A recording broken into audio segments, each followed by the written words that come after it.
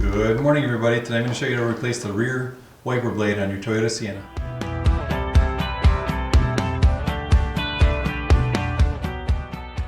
Okay, the first thing you're going to do is turn the car on, turn the wiper blade on.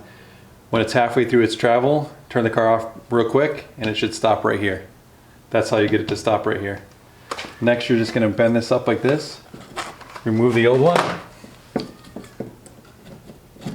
Kind of slides out like that. Just be careful so this doesn't slam onto the glass.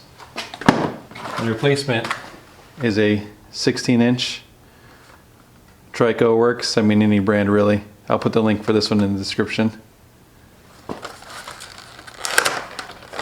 Take the new one out.